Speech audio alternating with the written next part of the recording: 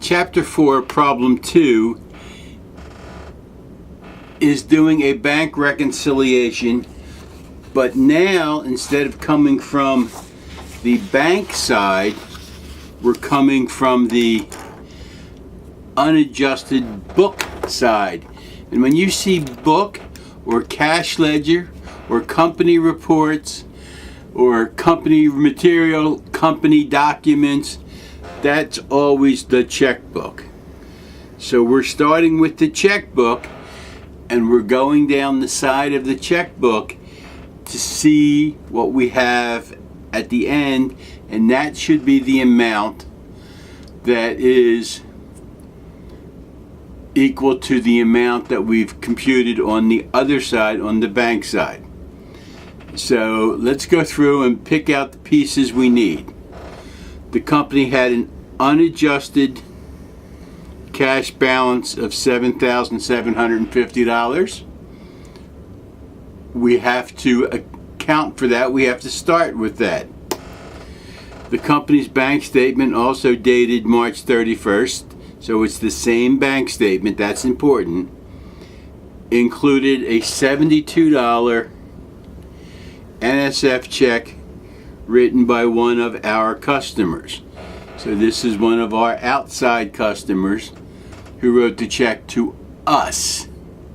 So we have to handle that a little differently than if we wrote the check. Okay, remember these are the things that we have to do.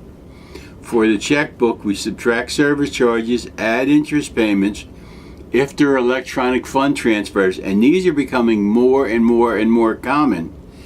I don't know very many people that still write checks for bills anymore. NSF check, non-sufficient funds. A bad check, if it's written to you by somebody else, you subtract it. If it's written by you to somebody else, you have to add it back to make it go away, find your error, correct it, and then write a new check. And then there could be errors, just plus or minus errors, and you just have to do whatever they need. Just use common sense. And there have been times when I didn't know what to do, so I did it both ways. I added it and subtracted it to see which one made it equal the other side.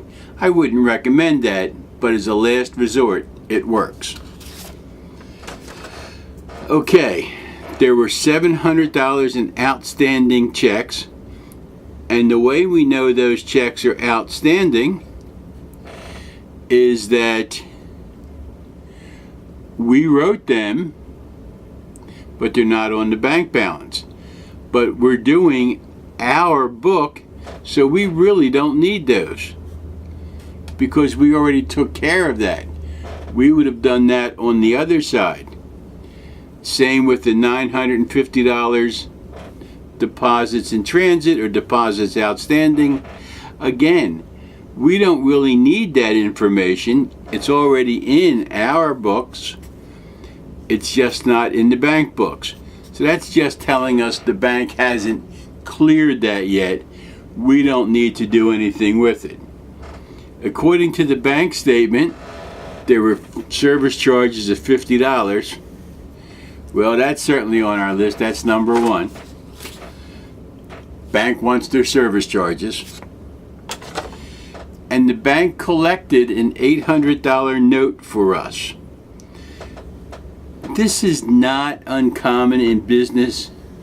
And what this is, and especially in small towns, a company will tell a bank and the customer, don't send your check to me, send it directly to XYZ Co. Bank. They handle my accounts. And it goes to them, and then the bank tells you that. Then the bank also showed $13 of interest revenue. So we need that. So we have the pieces that we need. And once again, the hard part of an accounting problem is not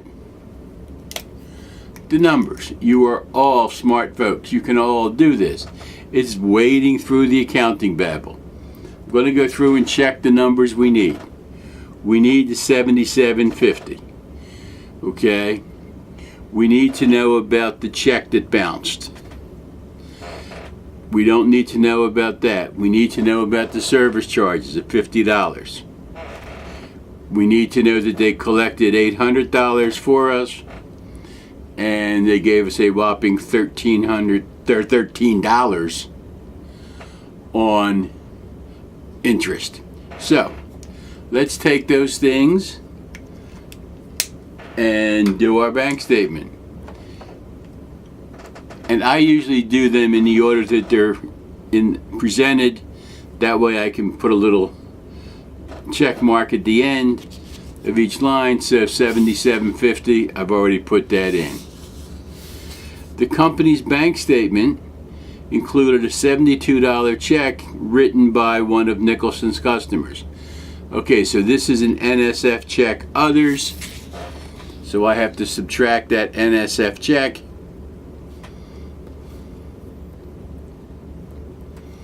And I'll just write others to make sure you remember that we have to handle ours and theirs differently.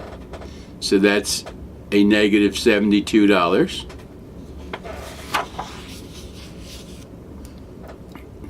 This we don't need. This we don't need. According to the bank statement, service charges of $50 were collected. We need that. $50 service charge.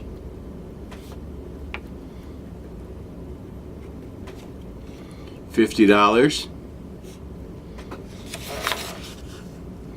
So we got that. The bank collected an $800 note. We need that, so they got some money for us.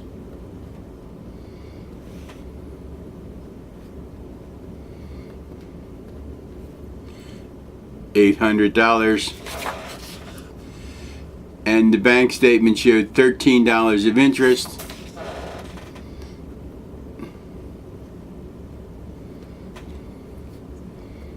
$13,